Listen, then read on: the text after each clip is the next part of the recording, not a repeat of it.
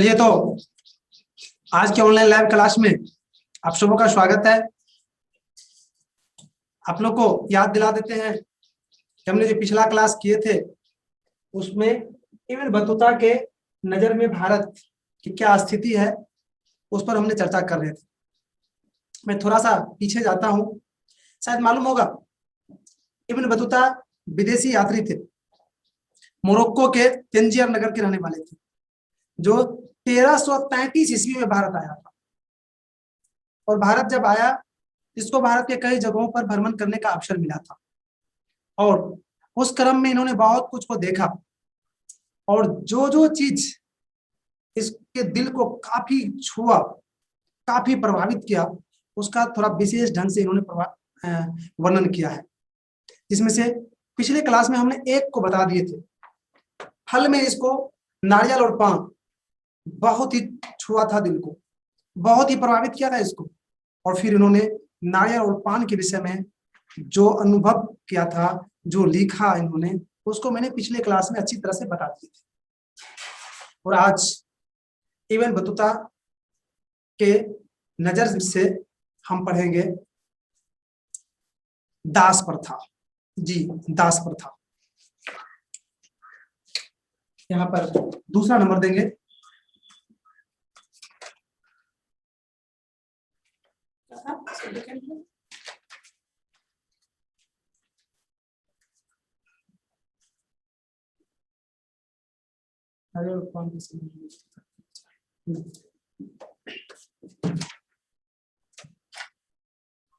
दास प्रथा के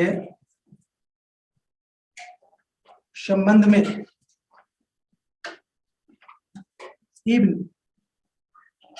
बतूता का विचार,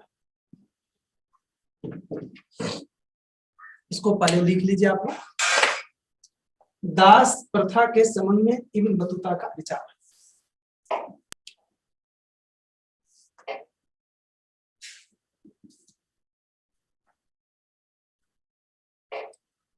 और पेन को नीचे रखिए, एक बार थोड़ा सा ध्यान पूर्वक सुन लीजिए। सबसे पहले तो जानना है आपको दास क्या होता है। मैं बता दूं, दास उसको कहा जाता था जिसको आज हम लोग नौकर कहते हैं,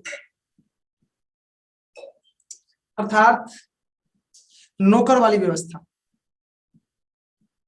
मैं बता दूं, 14वीं शताब्दी में अर्थात 1333 ईस्वी में इब्न बतूता भारत आया।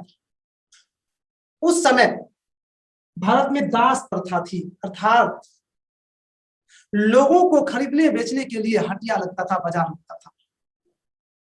कई जगह लोगों को खरीदने बेचने के लिए जिस तरह से मवेशी का हाट लगता, उसी तरह से हाट लगता था। वहां खरीदा बेचा जाता था लोगों को, और वह खरीद बेचकर जो दास, जो खरीदा बेचा जाता था, उसको दास कहा जाता था। और उसको उपहार के रूप में भी किसी को एक व्यक्ति दूसरे व्यक्ति को देते भी थे। इतना ही नहीं, लोग अपने जरूरत के अनुसार से, पैसा के अनुसार से दास को खरीद कर भी रखते थे। घर में अगर उसको लेबर का जरूरत होता था तो हटिया से ही खरीद लाते थे और जिंदगी भर उसी के यहाँ लेबर पना करता था वो। इतना ही नहीं, लड़कियां भी, महिलाएं भी हाट में बिकती थी। हाँ, उसका पैसा अलग अलग था। जो शादी करने वाली लड़कियां थी उसका अलग पैसा था, जो शादी करने वाली नहीं थी अर्थात ज्यादा उम्र की थी तो उसका पैसा अलग था। अर्थात शादी विवाह भी खरीद कर किया जाता था। तो यह प्रथा प्रचलित थी भारत में। इसको देखकर उन्होंने एक आश्चर्य लगा, ये एक यूनिक चीज लगा कि मवेशी, सब्जी, फल इत्यादि का तो हाट देखा था उन्होंने, लेकिन लोगों का हाट उन्होंने नहीं देखा था। तत्पश्चात इस ओर ध्यान जाना स्वाभाविक था और फिर इब्न बतूता का ध्यान इस ओर गया और उसका पूरा ही विस्तार पूर्वक अध्ययन किया। और एक इससे भी भारत के लोगों की ऑनेस्टी का भी पता चलता है कि जिसके यहाँ जो खरीद के लेके चले जाता था तो उसके यहाँ से भागते भी नहीं थे। उसको लगता था क्या, हमको मेरा कर्तव्य यही है, मेरे बाप मेरे घर वालों ने हमको बेच लिया है, तब जहां भेजा है मैं उसी के तरह रहूंगा। जिस तरह से आज देखिएगा गाय भैंस बकरी इत्यादि को जो आप खरीद लेते हैं तो कुछ दिन तो भागता है अपने मालिक के पास, लेकिन वो लोग नहीं भागते थे और फिर रह जाते हैं ना, उसी तरह से रह जाते थे। तो शायद दास प्रथा क्या है और दास प्रथा की स्थिति यहाँ पर क्या थी, शायद वो समझ में आप लोगों को आ गया होगा। इसके संबंध में कुछ लिख लीजिए। देखिए, इब्न बतूता ने भारत में प्रचलित दास प्रथा से काफी प्रभावित हुआ और फिर इसके संबंध में उन्होंने अपने यात्रा वृत्तांत में मुख्य रूप से वर्णन किया। Paragraph change. इब्न बतूता के अनुसार भारत में दासों को खरीदने बेचने के लिए कई जगह बाजार लगता था। लोग अपने हैसियत के अनुसार दास खरीदते थे और उससे काम कराते थे। साथ ही उपहार के रूप में भी एक दूसरे को दास दिए जाते थे। तो इस तरह से आपने इब्न बतूता के दृष्टि से, इब्न बतूता के अनुसार भारत में जो दास प्रथा की जो व्यवस्था थी उसको आपने सुने और लिखे भी। फिर भी अगर इसमें किसी भी तरह का आपको डाउट मन में है तो आप हमसे पूछ सकते हैं। जी,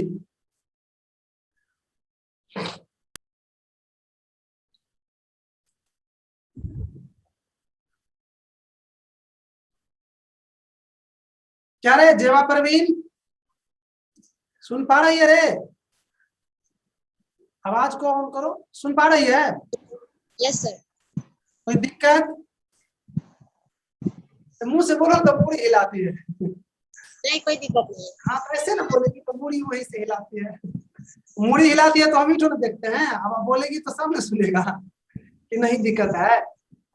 नीतू रे, क्या रे, तुम समझी रे? नीतू कुमारी। जी सर। समझ गई? जी सर। आई रे दीनानाथ, डर गया रे? दीनानाथ रे। जी सर। समझे? जी सर। समझ गए ना? जी सर। ये दीपक जी देखते हैं बड़ी मायूस है। क्या हुआ दीपक रे? कुछ नहीं सर। समझे? जी अभी जो बताए समझ गए ना आप? जी। ऋतिक झा को लगता है कि ये नहीं समझ पाता है। क्या दिक्कत है रे बाबू? बोलो तो। अभी जो बताए समझा? मैं आपसे क्वेश्चन करता हूँ एक, ऋतिक ध्यान जी से सर समझ गए। आवाज ऑन करो। एक क्वेश्चन है आपसे, आप आवाज ऑन कीजिए। बंद नहीं करना है, अभी नहीं निकालेंगे। आवाज ऑन करो ना। आवाज काहे बंद कर दिया? आप ऑन कीजिए। हाँ, सुनिए आप जो हम कर रहे जी हैं। सर हाँ, जो क्वेश्चन कर रहे हैं वो जवाब दीजिएगा। इब्न बतूता भारत कब आया था?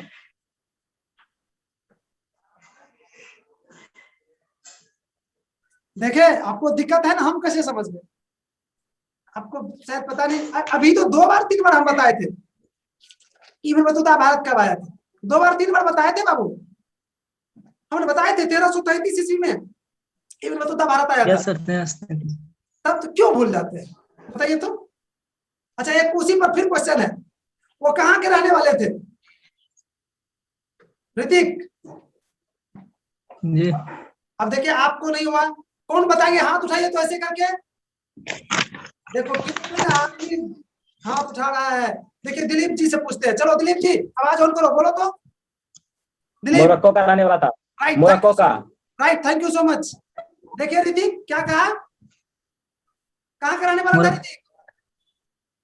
मोरक्को। Morocco sir. दिलीप, आवाज ऑन करो। दिलीप, क्या अभी बताए थे ना हम? जी सर। तो फिर ऋतिक तो आपके मित्र हैं, है ना मित्र? तो सर आप हाँ?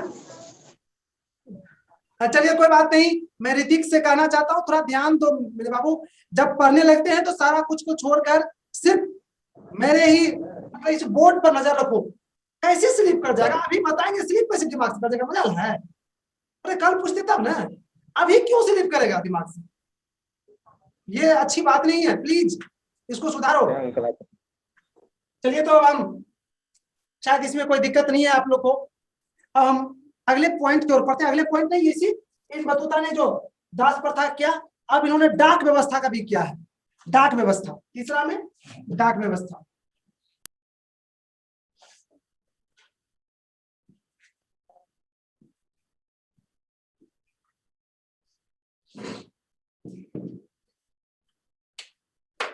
इसको भी लिख लीजिए और फिर बढ़िया से सुन लीजिए।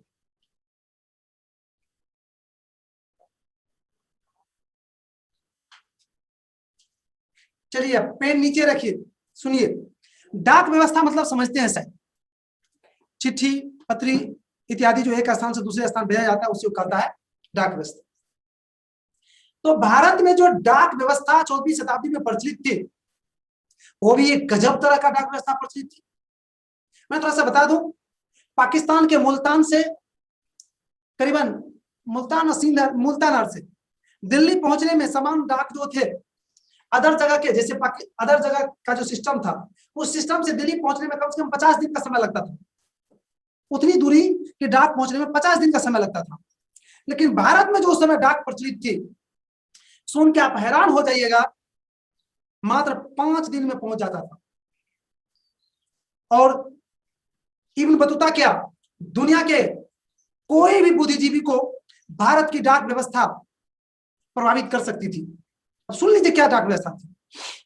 यहां के सरकारों ने, शासकों ने 2 तरह की डाक व्यवस्था यहां पर की थी। एक पैदल डाक व्यवस्था, दूसरा घुड़सवार या घोड़े द्वारा डाक व्यवस्था।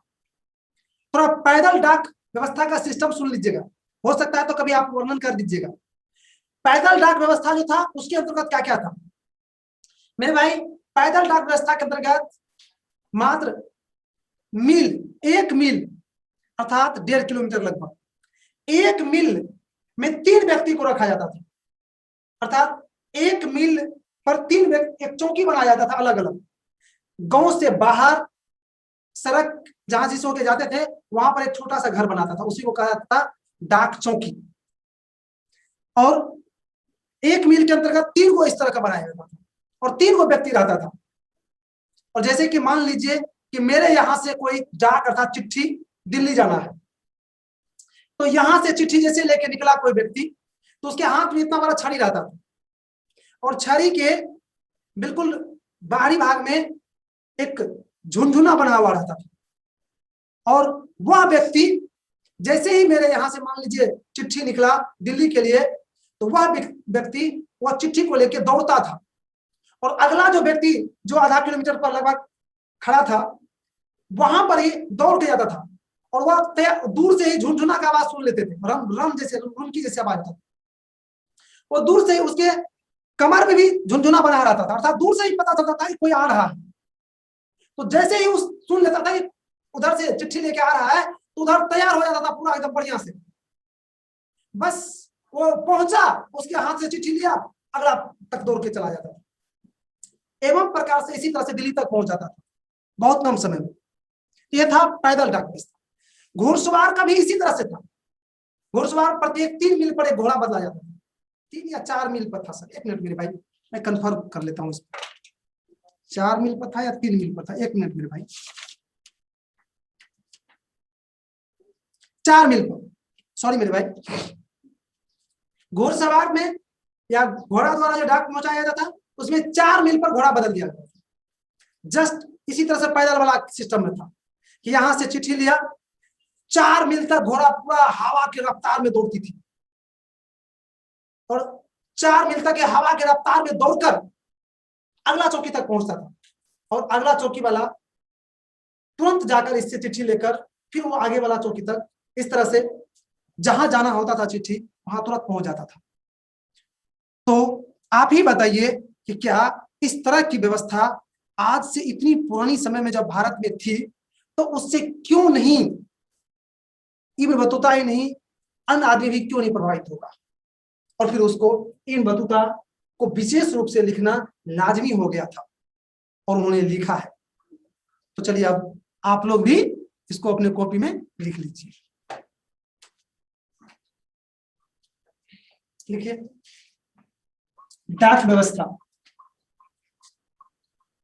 14वीं शताब्दी में भारत में डाक व्यवस्था काफी उत्तम थी। डाक पहुंचाने के लिए यहां 2 माध्यम था। पहला पैदल डाक सेवा, दूसरा घोड़ा द्वारा भेजे जाने वाला डाक। पहला पैदल डाक सेवा देखिए, डैश दीजिए आगे। इस डाक व्यवस्था के अंतर्गत प्रत्येक मील के अंतर्गत 3 डाक ले जाने वाले व्यक्ति को नियुक्त किए जाते थे। पहला डाक ले जाने वाले व्यक्ति दूसरे व्यक्ति तक दौड़कर डाक पहुंचाते थे।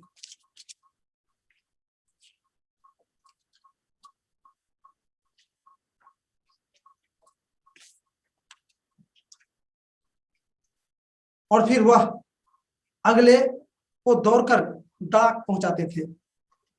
इस तरह से कुछ ही समय के बाद गंतव्य स्थान पर डाक पहुंच जाता था। दूसरा घोड़ा द्वारा भेजे जाने वाले डाक, इसके अंतर्गत काफी तेजी से डाक पहुंचाया जाता था। प्रत्येक 4 मील की दूरी पर घोड़ा को बदलने की व्यवस्था थी। अतः बिना किसी दिक्कत के गंतव्य स्थान तक कम से कम समय में डाक पहुंच जाती थी। तो इस तरह से इब्न बतूता ने डाक व्यवस्था पर जो अपना विचार दिया है उसको मैंने बताया और लिखाया भी। अगर इसमें किसी भी तरह का आपको दिक्कत है तो आप हमसे पूछ सकते हैं। जी, और टाइम कम है मेरे भाई, प्लीज जल्दी पूछिए।